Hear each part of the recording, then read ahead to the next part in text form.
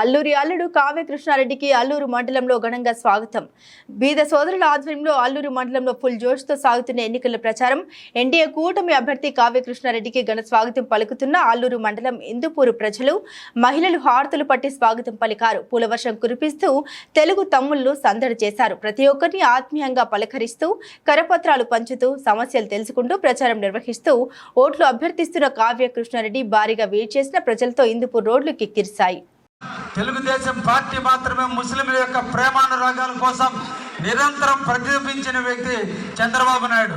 Muslims కోసం రంజాన్ తోఫా కావచ్చు, హజ్ యాత్రికులు డబ్బుల అరేంజ్మెంట్ కావచ్చు, వక్ఫ్ బోర్డు ఆస్తులు రక్షించడం కావచ్చు, విదేశీ విద్యకు ఆర్థిక సహాయం కావచ్చు, అదేవిధంగా దుల్ఖాన్ కింద పెళ్లికి 50,000 రూపాయలు ఆర్థిక సహాయం చేయడం కావచ్చు.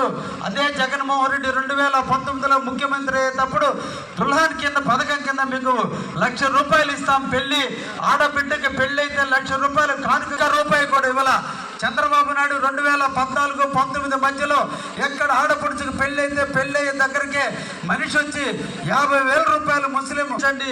ఈ రాష్ట్రంలో చంద్రబాబు లాంటి ఉన్నతమైన విలువలు కలిగిన ముఖ్యమంత్రి ఈ రాష్ట్రానికి అవసరం. కులాలు, మతాలు, వర్గాలు, వర్ణాలు, ప్రాంతాలు అందరూ ఏకతాటి మీద నిలవాలి, అందరూ వాసులుగా బతకాలంటే ఒక్క చంద్రబాబు నాయుడు గారు ఈ రాష్ట్రానికి. అందుకనే ముస్లిం సోదరులందరినీ కూడా కోరుకుంటున్నా. ఈ రోజు వైసీపీ వాళ్ళు గత 5 సంవత్సరాల నుంచి ముస్లింస్కి ఏ ఒక్క పథకం, దుల్హాన్ పథకం కావచ్చు, లేదంటే రుణాలు కావచ్చు, హజ్ డబ్బులు కావచ్చు, లేదంటే వక్ఫ్ బోర్డు ఆస్తుల పరిరక్షణ కావచ్చు, ఒకప్పుడు రంజాన్ అది ఇఫ్తార్ జరుపుకోవడానికి తోఫా ఇచ్చేవాళ్ళు. సంక్రాంతి వస్తుంటే ముస్లిం సోదరులు కూడా ఆనందంగా ఉండాలని చెప్పి సంక్రాంతి తోఫా కూడా ఇచ్చిన వ్యక్తి చంద్రబాబు నాయుడు. అటువంటి వ్యక్తిని ముఖ్యంగా ముస్లిం సోదరులందరినీ కూడా పేరు పేరున కోరుకుంటూ, హిందూపుర వాసులారా, తెలుగుదేశం 2014 నుంచి 2019కి ఈ రాష్ట్రంలో ముఖ్యమంత్రిగా చంద్రబాబు